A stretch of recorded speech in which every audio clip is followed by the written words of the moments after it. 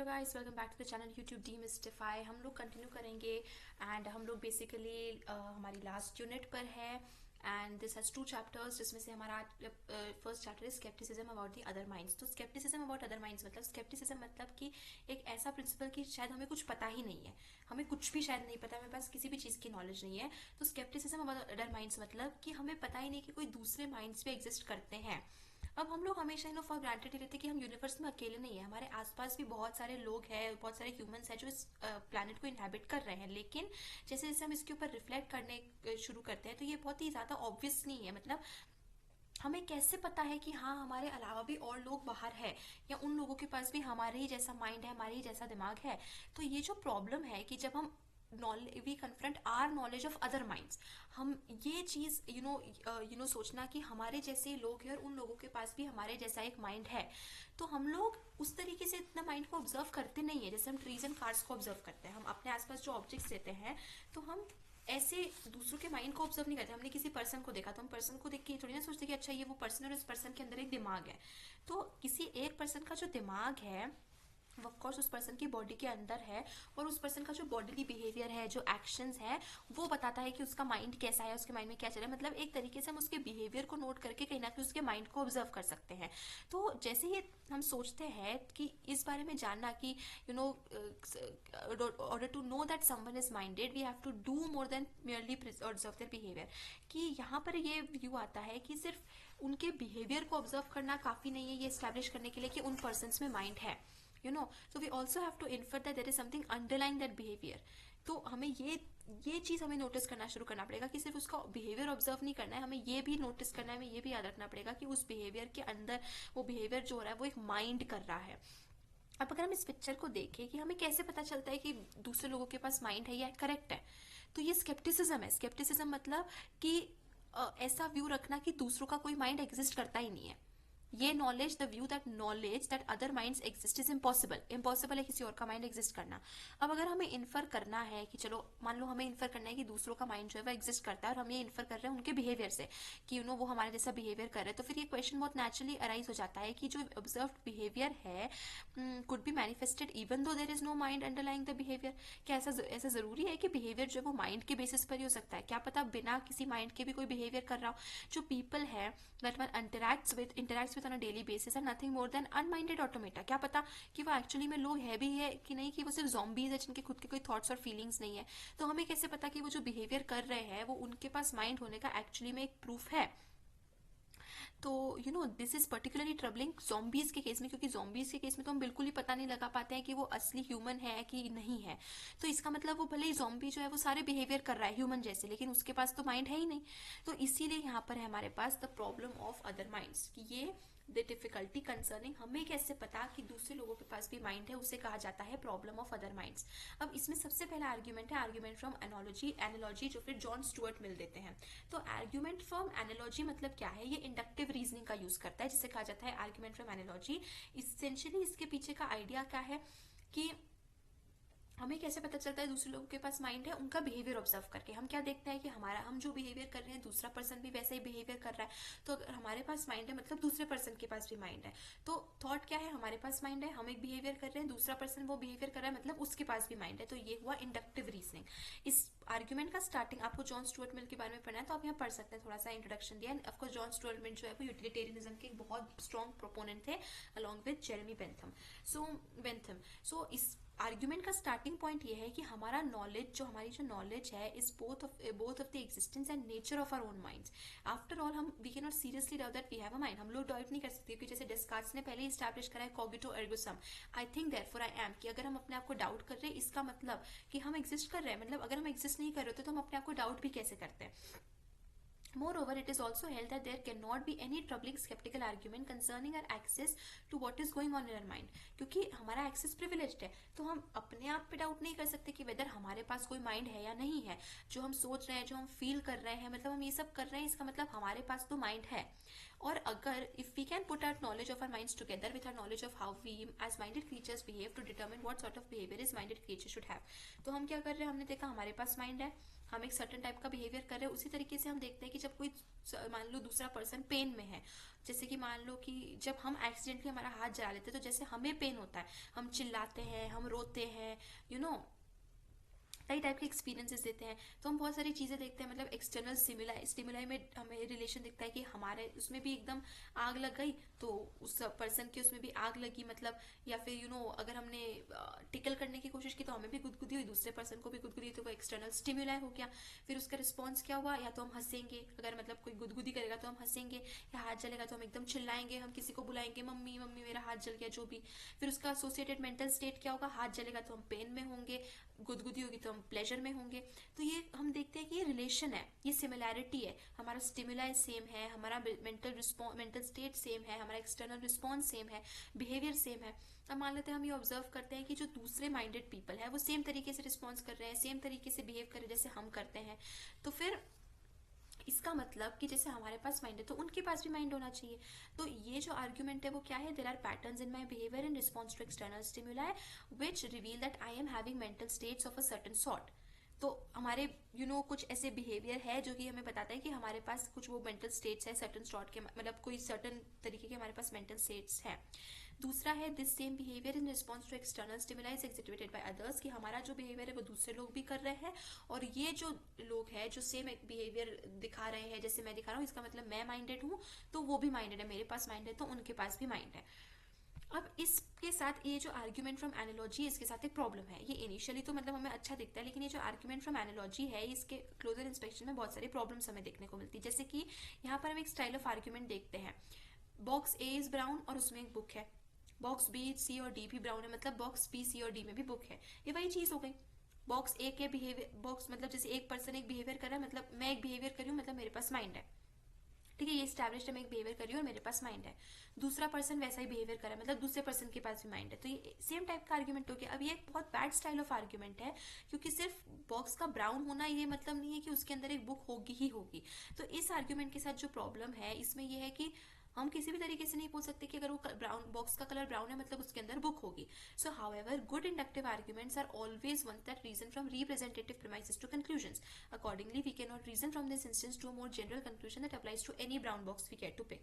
तो ये हम जनरल कंक्लूजन तक नहीं पहुंच सकते, इससे कि हमारे पास जितने भी ब्राउन बॉक्स है हम सब में बोल सकते हैं कि वो उसके अंदर एक बुक है ही ना। मान लेते हैं हम एक दूसरे टाइप का आर्ग्यूमेंट देखते हैं, हमने बहुत सारे ब्राउन बॉक्सेस देखे, बहुत सालों में देखे, बहुत अलग जगहों पे देखे, बहुत अलग इन्वायरमेंट्स में देखे, और जितने भी ब्राउन बॉक्सेस है सब में बुक्स है, और बॉक्स बी सी और डी ब्राउन है, मतलब बॉक्स बी सी और डी में भी बुक है।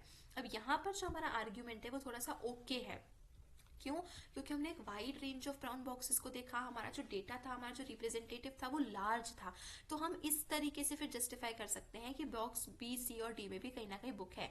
It is indeed true that we have observed a representative range of brown boxes and found them all to have a book in them. There is no problem in justifiably concluding that any other brown box we also find have a book in it. The trouble is however that the argument from analogy is more akin to the first of these brown boxes arguments than the second. तो यहाँ पे problem क्या है कि ये जो reason argument from analogy है ना, हम भले ही सेकंड आर्ग्यूमेंट से इसको जस्टिफाई कर रहे हैं, लेकिन ये सेकंड से ज्यादा फर्स्ट आर्ग्यूमेंट में यूज होता है। The reason for this is that it begins with the observation of a correlation in a single case. इसका रीजन क्या है कि हमने सेकंड आर्ग्यूमेंट में तो बहुत सारे केसेस देखे, लेकिन आर्ग्यूमेंट फ्रॉम एनालॉजी जो है वो एक सिंगल केस से शुरू होता है। जैसे हम हमारा बिहेवियर देखते हैं और हम मेरा केस देखते हैं कि हाँ मेरा बिहेवियर ऐसा और मेरे पास माइंड है। तो सेकंड आर्ग्यूमेंट में तो हमने बहुत सारा डेटा देखा, लेकिन फर्स्ट आर्ग्यूमेंट के अकॉर्डिंग तो बहुत छोटा सा डेटा है, बहुत कम, एक ही सिंगल केस के बेसिस पे हमने कंक्लूजन ड्रॉ कर दिया। जो हम आर्ग्यूमेंट 1 में कर रहे हैं, हमने एक केस में देखा, एक बॉक्स है ब्राउन कलर का, उसमें बुक है, वही हमने अप्लाई करते हैं कि मैं हूँ, मेरा बिहेवियर है, मेरे पास माइंड है, मतलब सबके पास माइंड है, सबका बिहेवियर है तो सबके पास माइंड है।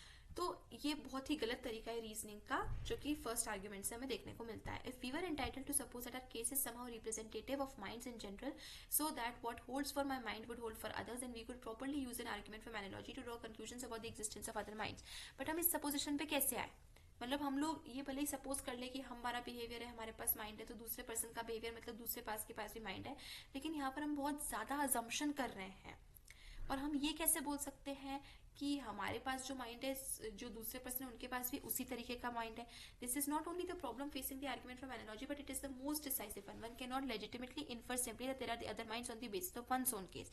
तो ये मेन प्रॉब्लम क्या है कि किसी एक ही केस पे नहीं बोल सकते कि हाँ सबके पास माइंड है। अब इस प्रॉब्लम के दो वर्जन है। पहला वर्जन क्या है कि एक तो हम ये नहीं बता सकते कि दूसरे पर्सन के पास भी माइंड है या नहीं है, और दूसरा प्रॉब्लम जो है वो ये है कि मान भी लेते हैं चलो कि दूसरे पर्सन के पास माइंड है, पर हम ये कैसे बोल सकते हैं कि उस दूसरे पर्सन के पास जो माइंड है वो हमारे माइंड जैसा ही है। अब मान लेते हैं कि अब इसमें ये जरूर है कि हम फर्स्ट वाले प्रॉब्लम को आंसर कर सकते हैं बिना सेकंड वाले प्रॉब्लम को आंसर करे हुए। तो इसको देखने के लिए हम चलो सेकंड प्रॉब्लम को आंसर करने के लिए हम 1 मिनट के लिए फॉर ग्रांटेड ले लेते हैं कि हाँ दूसरे पर्सन के पास माइंड एग्जिस्ट करते हैं। अब हम ये कैसे बोल सकते हैं कि दूसरे पर्सन के पास जो माइंड है वो हमारे जैसे ही एग्जिस्ट कर रहा है। तो जैसे अब अगर हम देखें साइंस फिक्शन मूवीज के बारे में देखें, तो अगर एक एलियन है जो किसी के माइंड को ओवर पावर कर रहा है, ओवरटेक कर लेता है, ऐसे केस में वी हैव समवन जो कि हमारे जैसे ही बिहेव करेगा लेकिन उसका माइंड हमारे माइंड के जैसा नहीं है। तो फिर उस केस में हम कैसे बताएंगे सेकंड प्रॉब्लम को, कैसे हम बताएंगे कि हमारा माइंड जो है वो उनके माइंड जैसा ही है। हमने ये तो मान लिया कि उस पर्सन के पास माइंड है, पर हम ये कैसे बोल सकते हैं कि हमारा माइंड और दूसरे पर्सन का माइंड सेम ही है। यहाँ पर आप invasion of the body snatchers देख सकते हो जो कि इसी चीज के ऊपर बेस्ड है कि कैसे कुछ जो मतलब ह्यूमंस है वो धीरे धीरे करके एलियन डुप्लीकेट्स उनको रिप्लेस कर रहे हैं। उनके बिहेवियर पैटर्न वगैरह सेम है लेकिन उनके लुक सेम है, बिहेवियर सेम है, लेकिन उनका माइंड हमारे माइंड से अलग है। तो ये एक फिक्शन मूवी है, साइंस फिक्शन मूवी है। इंडीड हमें ये चीज कंसिडर करने की जरूरत नहीं जैसे साइंस फिक्शन में करते हैं बट कुछ लोग हैं जो कलर ब्लाइंडेड होते हैं, जैसे कि कुछ लोग होते हैं जिनको अलग तरीके से कलर दिखता है, कुछ के सेंसेस अलग होते हैं, कुछ के सेंसेस बहुत स्ट्रांग होते हैं, कुछ के नहीं होते हैं, कोई सुन पाते हैं कोई नहीं सुन पाते हैं। तो ये क्यों होता है? क्योंकि हम बोलते हैं कि किसी का बिहेवियर इंपैक्ट हुआ है। जैसे कि अगर कोई सर्टन फ्रूट है जो कि किसी को मीठा लग रहा है लेकिन किसी को खट्टा लग रहा है, तो वो ऑफकोर्स अलग तरीके से रिस्पॉन्ड करेंगे, उनका बिहेवियर अलग होगा। ऐसे केस में बहुत इजीली इमेजिन कर सकते हैं however in which another person experiences the world very differently. तो हम ये चीज तो बोल सकते हैं कि हाँ अदर पर्सन जो है वो मतलब बाकी लोग जो है वो बहुत अलग तरीके से वर्ल्ड को एक्सपीरियंस करते हैं। कोई है जो रेड को ब्लू की तरह देखता है और कोई ब्लू को रेड की तरह देखता है, तो वो जो है वो ब्लू को रेड बोलेंगे, और जिसको ब्लू रेड जैसे दिखता है वो ब्लू को रेड बोलेंगे, जिसको रेड ब्लू जैसे दिखता है वो रेड को ब्लू बोलेंगे। तो यहाँ पे हमें दिख रहा है कि उनके बिहेवियर में, उसमें जिस तरीके से वो रिस्पॉन्ड करते हैं उसमें बहुत ज्यादा डिफरेंस है। तो however it might not in that this person might just go through life systematically mistaking red for blue and blue for red. If this is possible however then it raises the question how certain we can be कि हम सब एक ही तरीके से world को experience करें, क्योंकि हमारे ऑफ कोर्स एक्सपीरियंसेस में, हमारे इंप्रेशंस में बहुत डिफरेंस होता है। बहुत अलग तरीके, बहुत अलग लोग बहुत अलग तरह से बिहेव करते हैं, उनका बिहेवियर पैटर्न बहुत अलग होता है। Perhaps we have just learned to categorize the world in a standard way, even though the subjective natures of our experiences are very different from case to case. तो हमारे subjective जो experience है world की वो तो बहुत अलग है, person to person, case to case, agent to agent, वो बहुत डिफर कर रहा है। Perceiving someone else's mind, एक तरीका जो जिससे हम प्रॉब्लम ऑफ अदर माइंड्स को आंसर कर सकते हैं, उस दोनों वर्जन्स को, दोनों प्रॉब्लम्स को, वो ये है is to question its guiding premise that our knowledge of other minds is by its nature inferential, कि जो हमारा ये जो अदर माइंड्स का चीज है वो इन्फ्रेंशियल है। तो कॉमन सेंस जो है वो यही सजेस्ट करेगा कि जो हमें इन्फ्रेंसेस की हेल्प से देखना है, इन्फ्रेंशियल तरीके से देखना है, वो इन्फ्रेंशियल है उसका नेचर। जैसे कि मान लेते हैं कि हम किसी को देख रहे हैं जो पेन में बहुत उसको बहुत दर्द हो रहा है, वो पेन में ऐसे ग्राउंड पर है, वो आग कर रहा है, चिल्ला रहा है, रिदर कर रहा है पेन में। तो यहाँ पर हमें किसी चीज से, किसी तरीके से इन्फ्लुएंस करने की जरूरत नहीं है, हम डायरेक्टली देख सकते हैं कि वो पर्सन पेन में है। तो थॉट जो है that perhaps at least when it comes to some very clear cut cases I could know that someone is having a certain experiences, कि कुछ केसेस इतने क्लियर होते हैं कि हम बता सकते हैं कि हाँ, हम डायरेक्टली देख के बिना इन्फ्लुएंस के बता सकते हैं कि वो पर्सन क्या एक्सपीरियंस कर रहा है। और अगर मुझे पता है कि वो कैसा एक्सपीरियंस कर रहा है, डायरेक्टली कर सकते हैं, हम ये बता सकते हैं, तो हम ये भी बता सकते हैं कि पर्सन जो है उसके पास एक माइंड है और उसका माइंड हमारे जैसा ही है। That is I come to know without influence कि कोई है जिसका पास, मतलब सामने जो दूसरा पर्सन है उसके पास माइंड है और उसका माइंड जो है वो हमारी तरह ही है, कोई ना कोई तरीके से हमारे, क्योंकि हमने डायरेक्टली देख लिया। अगर ये सही है तो ऑफकोर्स ये प्रॉब्लम ऑफ अदर माइंड जो है ये सॉल्व हो जाएगा। Then the worry that the inference involved in the argument from analogy is unsound does not get a grip, at least not on these select cases of direct knowledge of other people's mind. तो ये जो inference निकालने की जरूरत है वो हमें नहीं करना पड़ेगा। तो पहले केस में ये प्रपोजल जो है वो काफी डॉगमेटिक लग सकता है, डाउटफुल लग सकता है, या फिर काफी ऐसा लग सकता है कि तो अनप्रूवन है लेकिन हमने ऐसे ही मान लिया है। लेकिन अगर हम देखें, अगर हम स्ट्रक्चरली इस व्यू को देखें तो ये बहुत ही डायरेक्ट रियलिज्म से बहुत मिलता जुलता है। डायरेक्ट रियलिज्म जो हम ऑलरेडी प्रीवियस वीडियो में डिस्कस कर चुके हैं, चैप्टर 7 में, आप जाकर चैनल पे चेकआउट कर सकते हैं। तो डायरेक्ट रियलिज्म का एक की मोटिवेशन क्या था कि we should resist the influence from the fact that हमारा परसेप्चुअल एक्सपीरियंस जो है वो हो सकता है कि हम डायरेक्ट एक्सटर्नल वर्ल्ड के साथ ही डील कर रहे हैं और ना कि एक्सटर्नल वर्ल्ड की अपीयरेंस के साथ डील कर रहे हैं। ये डायरेक्ट रियलिज्म बोलता है। तो हो सकता है कि डिसीव्ड केसेस में, ऐसे सिनेरियोज में हमारे पास पास मिराज है ओएसिस का या पानी का मिराज वगैरह है, तो हम वर्ल्ड के बारे में डायरेक्टली अवेयर नहीं, उसका हमें अपीयरेंस दिख रहा है। लेकिन कुछ केसेस ऐसे हैं भी, नॉन रिसीव्ड केसेस हैं, जिसमें हम एक्चुअली में एक्सटर्नल वर्ल्ड को ही एक्सपीरियंस कर रहे हैं और हम डायरेक्टली एक्वेंटेड है ऑब्जेक्ट्स के साथ, ना कि इनडायरेक्टली या इन्फ्रेंस के बेसिस पे नहीं है। One might apply the same line of reasoning here. There clearly are cases in which one might make a judgment. तो बिना inference के भी कोई judgment कर सकता है. Moreover, we can certainly conceive of cases in which one makes a judgment that something has a mind. A robot say when in fact it doesn't. Conceding this much, however, doesn't by itself ensure that you can never know what someone else is experiencing. तो ऐसा ज़रूरी नहीं है कि हम कभी पता ही नहीं लगा सकते. हमें कई बार डायरेक्टली पता चल सकता है कि दूसरा पर्सन के पास माइंड है, वो माइंड मिलता जुलता है, या वो पर्सन क्या एक्सपीरियंस करा है वो हम कई बार डायरेक्टली भी पता लगा सकते हैं, बस उनको ऑब्जर्व करके. Why should the cases in which one's judgment go wrong dictate whether one has knowledge in cases where one's judgments go right? Of course, such knowledge, if it is possessed, is bound to be fallible, but we could be wrong. But then we are happy to grant knowledge in the absence of infallibility, so why not here? तो हो सकता है हम गलत हो, लेकिन of course we can always try.